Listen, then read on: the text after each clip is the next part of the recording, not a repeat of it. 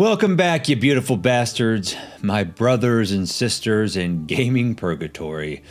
Welcome to another bloody dissection in my fall of a franchise series, where we carve up the festering remains of series that shit the bed. Today, Assassin's Creed. From 2007's Altair with rooftop poetry, eagle vision, tagging Templars like an Obama drone strike. That's really fucked up. To 2025's Yasuke, a 6'5" African samurai, big air quotes there, who's less historical hero and more a diversity checklist quota on a rampage through feudal Japan, katana swinging and disrespecting the culture like he's allergic to subtlety. Over 230 million copies of this franchise were sold over its lifetime. But now, Ubisoft's churning out flops faster than their servers shit the bed, and their games are being abandoned and vanish like DSP's moral compass. This series didn't just fade. It got vivisected by greed, bloat, and of course, woke mandates that turned ninjas into cultural appropriation. Let's strap in for this autopsy. This is going to be a long one.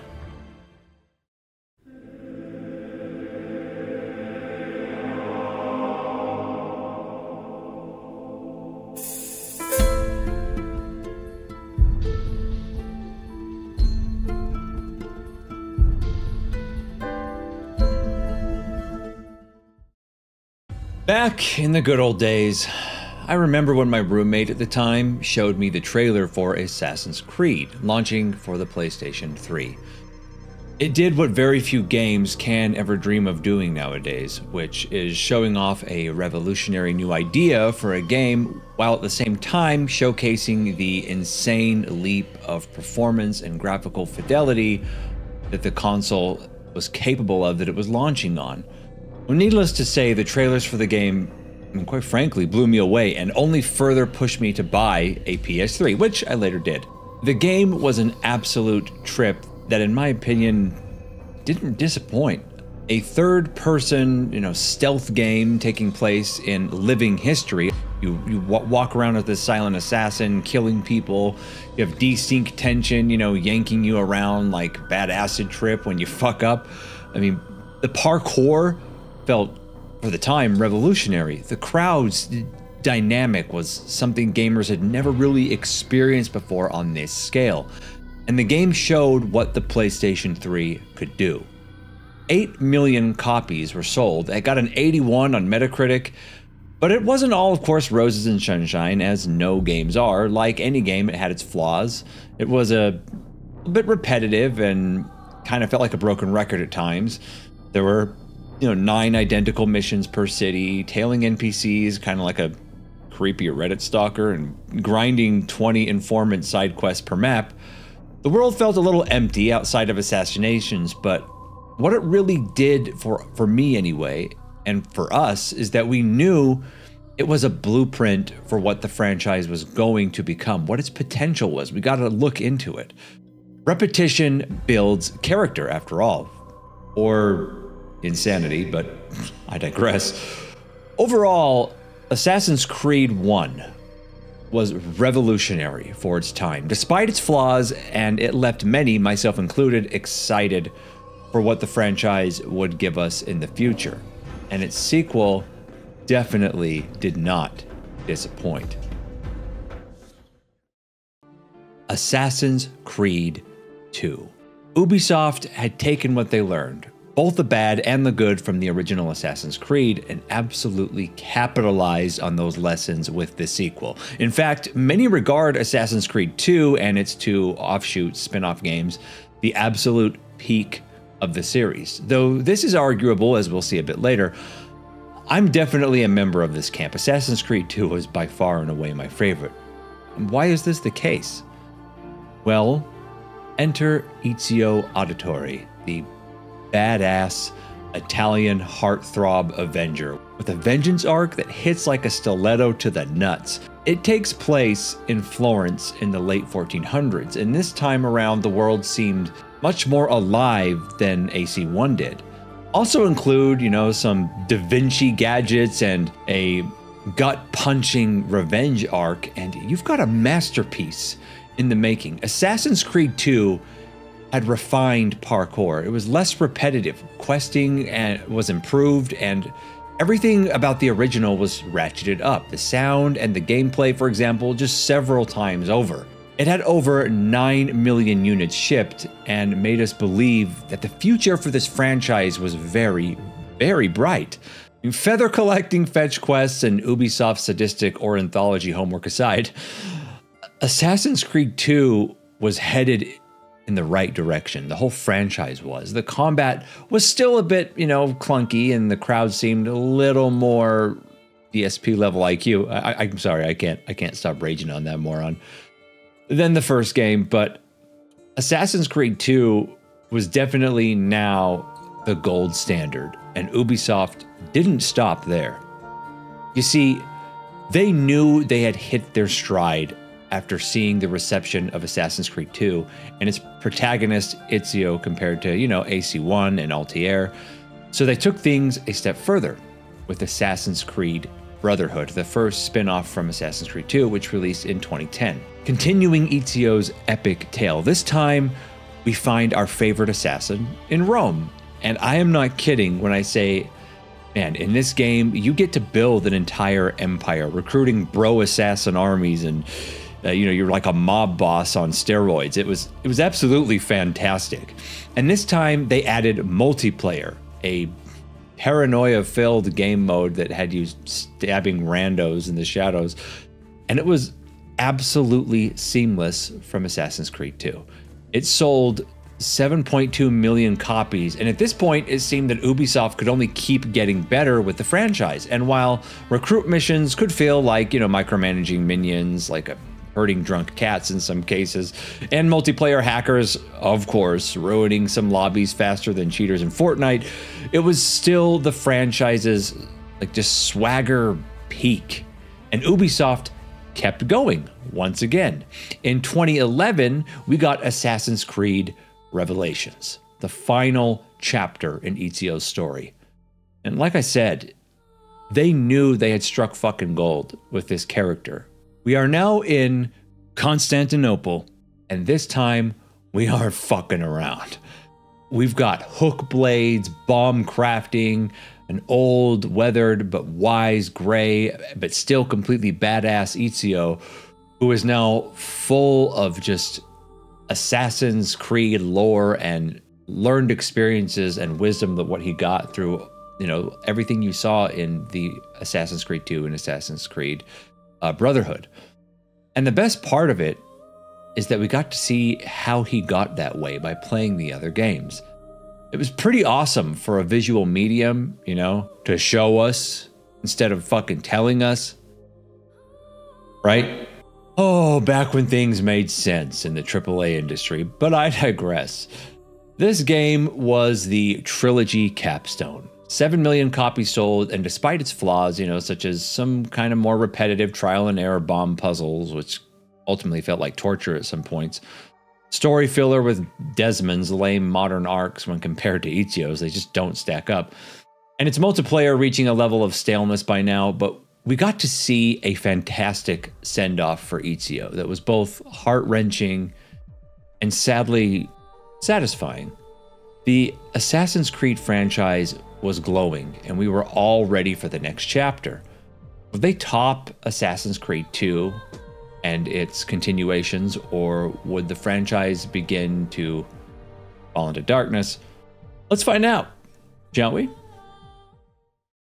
It is now 2012, and Ubisoft releases Assassin's Creed 3, set during the American Revolution. And what did we get after the peak protagonist of Ezio from AC2? Well, we got this plank of wood that made even Altair look like a charismatic chick magnet. Seriously, this guy was more boring and painful to play as than Desmond, and was practically a placeholder for far better ideas.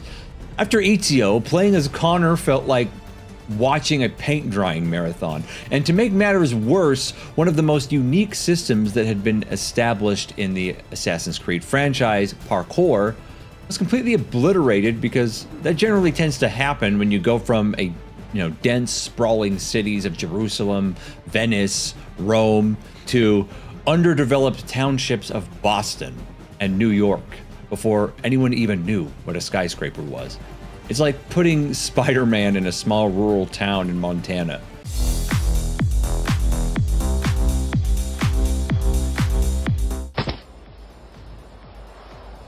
It just removes 90% of the appeal. Add to that buggy and absolute shit tree running with auto climb gimmicks, and you turn into what used to be peak parkour, rooftop assassin action, into a boring ass, I don't know, walking simulator. And then there was the combat. We went from kind of rough around the edges, but engaging, that had precise counter kills and emergency brawls like in, Assassin's Creed 1, refined hidden blades, throwing knives, and peak stealth in Assassin's Creed 2 and its offshoots, to a standard button masher with an overemphasis on guns, which felt very far away from the other AC games. Oh, and NPCs that could spot you from 3 roofs away while ignoring you when you're face to face with them. Overall, it became an awkward, oftentimes frustrating, sluggish slot box of shit. Say that 3 times fast. And oh man, did the story get a noticeable downgrade. In Assassin's Creed 1, we had a Templar redemption arc. Assassin's Creed 2, a gut-punching family revenge story. And in Assassin's Creed 3, we get a whole 5+ hour of tutorial full of exposition, filler, and you don't even get your fucking iconic assassin's robe until the end. Now, one thing that I need to ask all of you honestly is this. What is the first thing a married man wants to do when he gets home after a 12-hour workday? That's right, manage other people's wives, not just your own. No shit, that's in this game. Repetitive homestead missions where Connor recruits and helps escape convicts by tracking down and rescuing their fiancés or wives and completing their honey-do lists replaced the Ezio army building in Rome from Assassin's Creed 2, a literal fetch wife quest simulator. I'm Sandra, you dumb bitch. And to top it all off, Assassin's Creed 3 had the worst ending ever. I won't spoil anything here, but if you're curious, I'd say YouTube it, because in my opinion, this shit ain't worth playing. I mean, in a lot of ways, Assassin's Creed 3 was a huge step back from its predecessors, and it felt rushed and in a lot of ways unfinished. The game sold over 12 million copies, which was good, and that was mostly due because of the success and hype after Assassin's Creed 2. But left at least half of these people who bought the game with serious buyer's remorse. The cracks in the franchise were starting to show. Now, this may be the point where you're like, okay, so here's the descent into just ripping this franchise apart because it's all shit from here, right? Well, no, you're wrong. Hope was restored in 2013 with Assassin's Creed 4 Black Flag. Ubisoft sent the plank of wood known as Connor where he belonged and replaced him with a series favorite that many would see is just as good, if not even better, than Ezio from Assassin's Creed 2. Edward Kenway, a pirate assassin, a selfish prick with a wonderful redemption arc portrayed in what I would say is S-tier voice acting. For the first time, Assassin's Creed would enter the massive sandbox of the high seas of the Caribbean with new levels of freedom, via ship battles, which to my surprise were actually done very well. And I'm not a guy who's really into naval combat in games, and provided 100+ hours of replayability. The shifts from ship to land were seamless, and outside of some, a few bland cities which were more flat, the parkour was a huge improvement over the failure of Assassin's Creed 3. And while the combat was still, in my opinion, overly button mashy, it was still an improvement over AC3. Though it still definitely left me missing the focus on assassinations themselves like we saw in 1 and 2. Overall, Assassin's Creed 4 was a huge improvement over Assassin's Creed 3. And while some would argue it was more of the best pirate game ever, you know, what with historical pirate figures such as Blackbeard in the story, rather than a stellar AC entry in and of itself, my consensus was that it was definitely helped to wash the taste out of my mouth of the spoiled ass that AC3 left there. It sold over 15 million copies, with Steam peaks, you know, just crushing previous AC installments. But did this mean that Ubisoft got their head checked and we're starting to reveal, you know, that the franchise that many were starting to grow tired of was coming back? Well, that question leads us into the next entry, which kind of falls under the same banner as Assassin's Creed 4, and thus be a bit of a footnote in this video because they're so similar.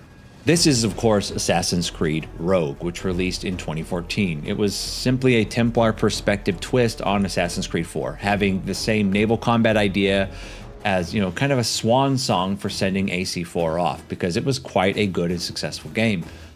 Some say it was an underrated gem, but many viewed it as simply an extension of Assassin's Creed 4. Well, why? Well, its campaign was short as fuck, 10 to 12 hours or so, and it felt a little rushed. The Plank of Wood Connor had a cameo that nobody really gave two fucking shits about, and the game reused most of Black Flag's assets, which came off as extremely lazy. Not to mention the story was extremely predictable. I mean, long story short, the game's low budget was definitely showing here. It wasn't awful, you know, to the level of Assassin's Creed 3, but largely was a forgotten speed bump to what was going to be the coming disaster. Oh, boys and girls, here we go. Time to talk about the absolute cluster fuck that was Assassin's Creed Unity. Released in 2015. This game was an awful, buggy, unfinished beta disguised as a $60 AAA title. Man, $60 AAA title? Missed that.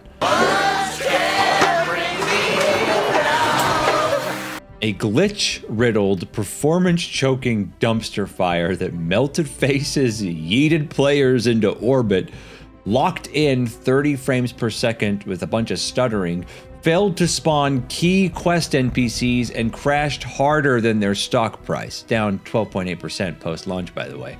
Ubisoft was anxious to release a game that was built on their new AnvilNet 2.0 engine, but saying that it just flew too close to the sun would not do this piece of shit justice, man. This thing was such a huge piece of shit that they had to release a 6 GB patch day one, and it didn't fix jack or shit. The game still was so poorly optimized at the time, top-of-the-line PCs were struggling to push over 45 frames per second, and God rest the souls of those who were running the game on console. And even if all of this wasn't a problem, and the game ran flawlessly and was optimized perfectly, it would not have made up for the gameplay itself and its myriad of problems. The best way I can describe the parkour in this game, you know, Assassin's Creed defining feature, magnetic bullshit. Auto-attaching to walls and ledges, having to spam jump 5+ times just to get it to work, and a complete lack of handholds on corners, you know, etc, etc, etc. And to add insult to injury, jumping itself was like jumping on the moon with anvils for shoes. Does that make sense? Just snapped you back to the ground and slowed animations. Now, I know some people liked the parkour in this game, and you're of course entitled to your opinion, but I felt like it was a sin of the highest order to have parkour at release feel this way when the game took place in Paris during the French Revolution.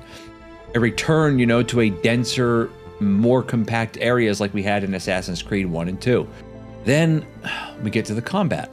Another button-mashing mess, with parrying being annoying with perfect and imperfect parry as a system added in this game, on top of it being the first Assassin's Creed game where enemies, regardless of what they looked like, would have levels that determined if you should fight them or simply run away.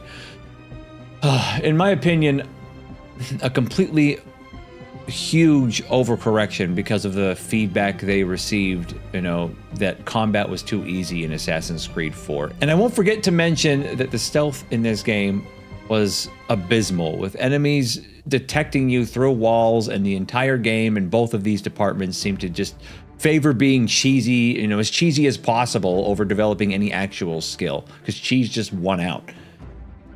But we're just getting started. That leaves us with the story.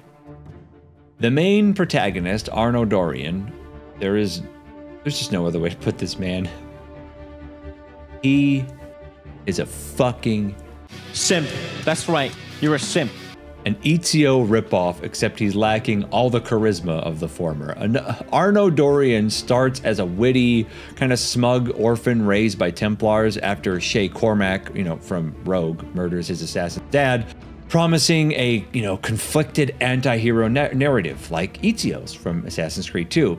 But he develops into a one-dimensional giga simp whose every decision orbits his Templar waifu, Elise de la Serre, you know, a fiery redhead he kind of pines for, like a kick puppy throughout the entire fucking game, sidelining any real assassin growth or Creed philosophy. This dude thinks he's hard, but the only hard thing about it is his girlfriend's boyfriend's dick up his ass. Damn! And the fact that, like Connor from Assassin's Creed 3, he's another plank of wood floating along next to the turd that is this game as a whole, with its messy, muddled, and nonsensical story that this nincome fucking poop of a character is supposed to make us care about. Ugh.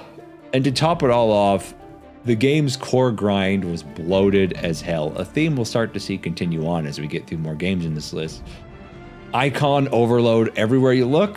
Check. MMO-style fetch quests? Check. Timed bullshit like cafe upgrades and even a fucking companion app to do contextless kill, steal, defend missions? Check and check. Assassin's Creed Unity would go down in history as one of the biggest blunders for the franchise up to this point. It sold a measly 6 million copies. That's less than Assassin's Creed 1, by the way. And even had to have a free DLC as an apology for its shit state at launch. Many, myself included, called it one of not the worst game launches in Ubisoft's history. And while now, after tens of gigabytes of patches, it is playable, I would never recommend this game to anyone. Let's just move on, because believe me, ladies and gents, the worst is yet to come. If bland and boring and annual release curse were a game other than, you know, Call of Duty, of course, it would be Assassin's Creed. And Assassin's Creed Syndicate, released in 2015, just further embraces this philosophy. I'll make this one short because there isn't much to say about something as dull as dishwater. It's a piece of shit because it's the blandest, most repetitive slog in the franchise, a safe, quote-unquote, post-Unity cash grab that fixed bugs, but amplified every formulaic flaw that was in Unity. Potato mash combat, clunky parkour on wide-ass London streets. Apparently Assassin's Creed 3 didn't teach them anything. One-dimensional gangster twins, Jacob the clownish brawler and Evie the sideline stealth simp, as the main protagonists, and a forgettable story, which was flatter than roadkill and whose writing was more laughable than feminist poetry. Man, this bitch is packed with endless MMO-style fetch quests and carriage chases that were repetitive and more boring than your family text thread where your youngest sibling just keeps spam posting pictures of your nephew who's way too young to even hold his fucking head up yet. This piece of trash sold less than Unity at a mere 5.5 million copies. And it was clear that the franchise was just as fatigued as making these games as the players were playing them. And it was very obvious that this franchise was not headed anywhere good. So let's just move on as things continually get worse. Okay, we already talked about what it would be like if dishwater and boredom became a game in the previous installment, but man, if gluttony and body positivity were a video game, it would be the next installment in this franchise that was quickly descending into madness. It would be Assassin's Creed Odyssey, which came out in 2018. What do I say about this? I have never played a single-player game with such a high percent of body fat. i.e. a soul-destroying grind, absolutely ravenous for eating every last fucking second of your time. 60 to 150 hours of doing what? Of clearing over 1,000 icons, such as goat hunts, forts, and fetch quests, MMO shit again, just to level up so you could even access the story quests. Main quest lines were grayed out 3 to 5 levels under. And just to reach these requirements, you had to do copy-pasta side quests non-stop of the aforementioned Kill X, Fetch Y, MMORPG bullshit. This game was committing so many cardinal sins of single-player games, and not even our Lord could save this game from what it had become. To quote Giant Bomb, this game was bloated beyond common sense. It was the first AC game that didn't feel like Assassin's Creed at all. Stealth was an optional joke, since level scaling means one-shot deaths and bosses and elites couldn't be assassinated, and instead was like playing a bad Soulsborne game. And this piece of goat shit had pay to win, where you could use microtransactions to skip the grind that they intentionally put in the game, full of just, I mean, let's just call it what it is. It was corporate greed mode. And the story? Who fucking cares? As I always say, it doesn't matter how good certain elements of a game are if the thing you spend the most time doing in the game is dog shit. And that's exactly what this game primarily consisted of. Let's be real here. By this point, it was clear that Assassin's Creed was just like Call of Duty, as I said earlier. Annual releases of rushed out, grindy bullshit, and players had serious fatigue and very little hope of ever seeing another game like Assassin's Creed 2, 1, or Assassin's Creed Black Flag. Assassin's Creed Valhalla then came out in 2020. Oh shit, here we go again. Ubisoft supersized Assassin's Creed Odyssey's RPG bloat into a 140 plus hour Viking loot grind simulator that buried any Assassin's Creed soul under endless alliance busywork, fish farming, fever dreams, repetitive raids, and a story dragged through mud by the most forgettable NPCs. All propped up, by the way, by the pandemic. Pandemic is the only reason why this game sold 20 to 25 plus million units, a franchise day one record, by the way, while simultaneously getting review bombed for feeling like a Viking simulator and not an Assassin's Creed game. Ubisoft had clearly put all their chips on black with this franchise, black being MMORPG style bullshit to keep player retention. And once again, the main story was locked behind filler and had no direction post-prologue. The most common thing said about this game was the same as Assassin's Creed Odyssey. It's not an Assassin's Creed game. Just a Viking simulator, as I said earlier, where stealth was once again a joke and the Creed's lore itself was just tacked on near the end of the game to justify having the title of Assassin's Creed. Once again, we got bland story with one-dimensional NPCs, and it was clear that Ubisoft had completely lost their vision for this franchise a long, long time ago. And to be honest, it's just boring me to tears to even continue talking about this corporate formulaic slop, so I'm not gonna. On to the next piece of shit.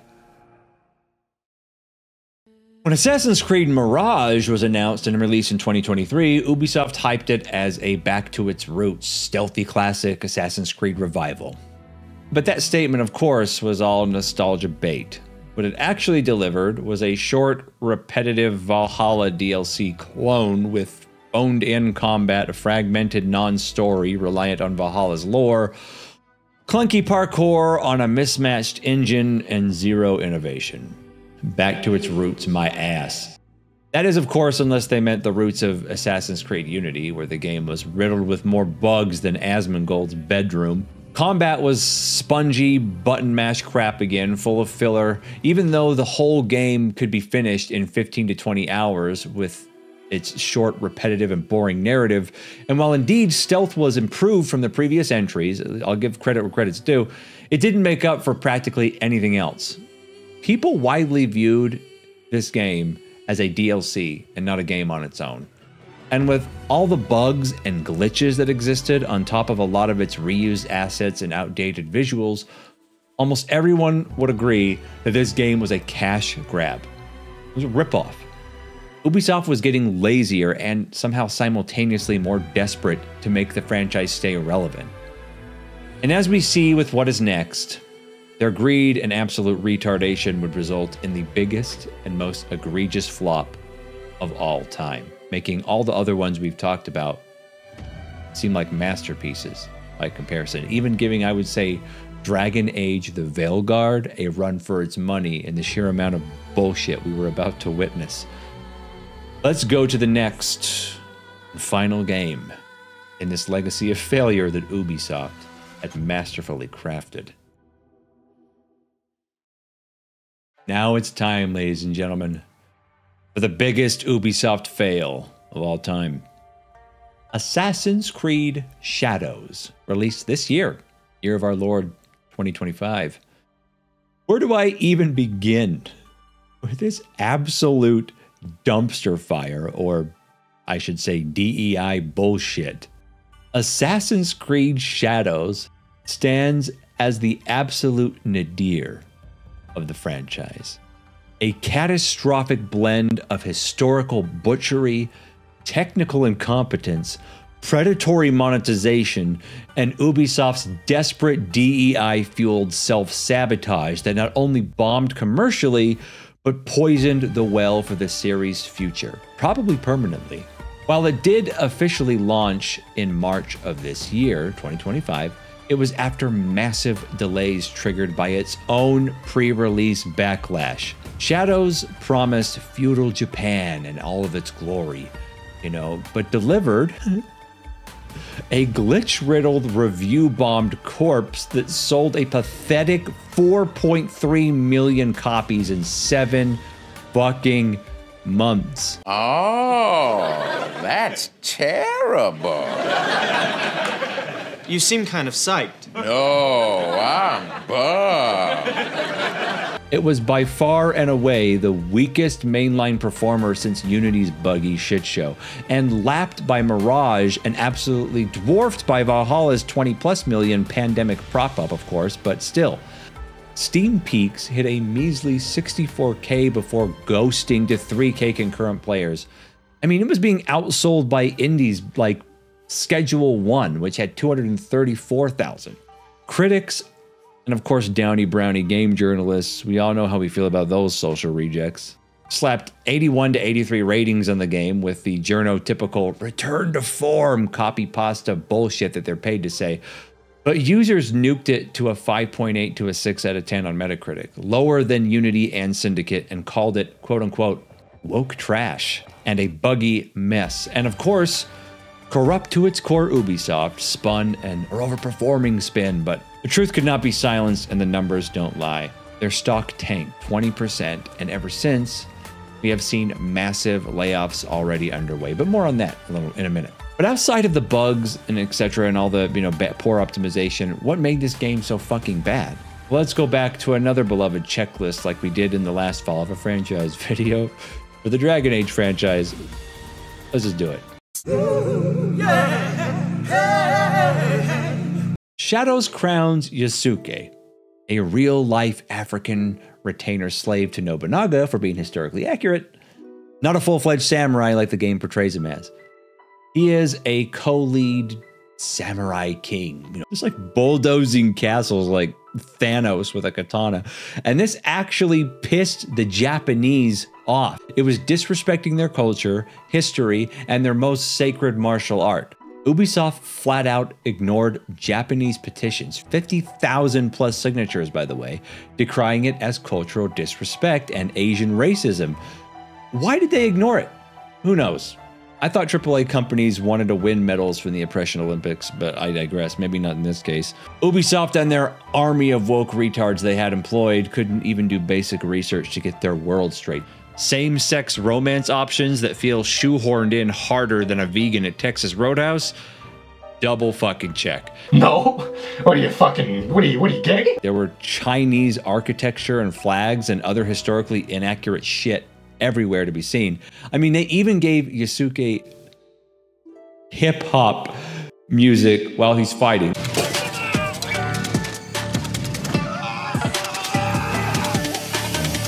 Congrats on being racist towards the Japanese and African Americans at the same time. Good job. All of this, of course, resulted in them getting death threats and the like, but I mean, it's the modern age of the internet, so of course that's par for the course when shit like this happens. But because of all of this, the game was delayed and added an extra $20 million to the game's budget in order to scale back and shift marketing from Yasuke to the character Naoe, and even resulted in them canceling other planned projects due to, oh shit, there's backlash risk now. We can't make these other projects.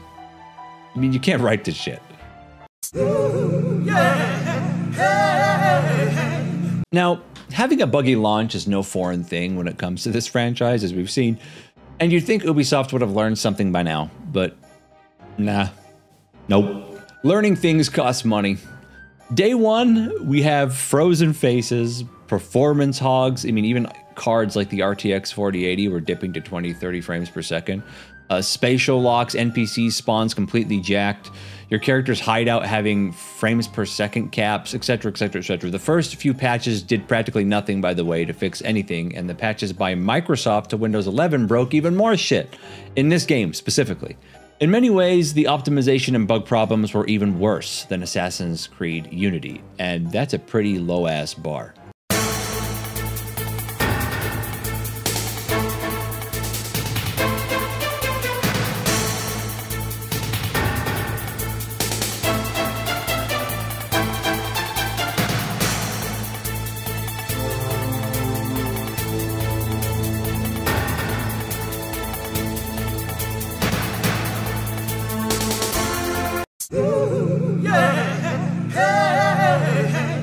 The game overall was 100 plus hours of being an AC1 clone in reality, in terms of tailing targets and fetching things, and Act 2 was completely non-linear, and a sudden change in design mid-game was jarring, and the Shinbakufu arcs fragmented the story completely. The NPCs were all just mostly forgettable and seemed to have no real depth or development. I mean, hours and hours of boring-ass cutscenes and robotic voice acting with Japanese accents that just sounded like Parisian drunk Karens attempting racist Japanese dialects. I mean, that's what it sounded like to me anyway. It was so bad. The combat, once again, was spongy and button mashing and nothing really to write home about. This just absolutely flopped. Even when you consider things like Unity and, you know, the other failures in the franchise I've already listed. Oh man, but we're gonna keep going. Assassin's Creed Shadows features an in-game store called the Helix Store, accessible after certain story progression, where players can purchase items using Helix credits. This is nothing new in modern AAA games, as the companies will stop at absolutely nothing to milk your wallet more than an OnlyFans thought that is actually a scrawny dude in India. Fuck. These weren't just overpriced cosmetics. There were actual functional items in the shop, such as, you know, map packs, utilities, you know, revealing secrets and point of interest and stuff like that. You could purchase them individually or in, of course, giant packaged bundles. Resource packs for crafting, mastery points, and even some weapons. I mean, why play this shitty game when you can just buy everything and call it good, right? Just go steal mom's credit card, she won't care. Ubisoft tried everything they could to make people want to play this worthless, disrespectful piece of trash with crossovers from other games and even animes such as Attack on Titan, but just go watch videos on it, that's embarrassing. But all it did was further disenfranchise the fan base and prove beyond all reasonable doubt that the franchise was fucked beyond repair. So ultimately, what was the cause of the franchise starting out so good, so revolutionary, and then falling so hard and becoming nothing short of a pathetic joke? Well, it was a few things. Of course, like other studios, much of the talent was pushed out and left for greener pastures once the company, you know, start to hire activists instead of artists and getting too big for their own britches, etc., etc. Like I've mentioned in the other videos. But in Assassin's Creed's case, it was primarily due to Ubisoft's aggressive annual release schedule, 2007 to 2015, which led to repetitive gameplay, technical disasters like Unity's Bugpocalypse, and then of course formula fatigue, also a very common AAA problem. You know what I'm talking about. and a drastic pivot to bloated 100+ hour RPGs that diluted the core stealth parkour identity of the franchise. Add in executive mismanagement with endless live service, chases, and they're going after microtransactions to the point of overload, and other franchise flops made by Ubisoft all happening simultaneously, such as, Skull and Bones, and we start to see a very clear picture of what happened. The results speak for themselves, and they're playing out in real time, right now. There are massive layoffs and restructuring amid, of course, very well-known and visible financial collapse. Ubisoft stock is down 90%, forcing Tencent to bail out via their Vantage Studios just a few short weeks ago, by the way. And literally now, the only franchise Ubisoft has decided to focus on is Tom Clancy's The Division, which is, quite frankly, their last hope, with The Division 3 coming sometime in the next few years. Ubisoft has been faced with the lesson many other studios in my Fall of a Franchise series have found out the hard way. See, as you can see, the more you fuck around, the more you're gonna find out. Anyway, guys, that's it for me. How did you enjoy this Fall of a Franchise series of Assassin's Creed? This was a long one, took a lot of hard work. So if you made it all the way to the end, I appreciate you guys. Thank you so much. Yeah, this channel's been popping off lately. I didn't even think we were gonna hit 10K subs until the beginning of next year, and we're well on our way. So thanks everybody for all the support. What future videos would you like to see in terms of Fall of a Franchise? Make sure you guys check it out. Also, if this is your first Fall of a Franchise video, there are 2 other ones up here in the corners, and then down there's some skits. I do some comedy skits down there too. You can check that out. Remember, guys, I stream every Monday, Wednesday, and Friday. You can see the times on my YouTube channel.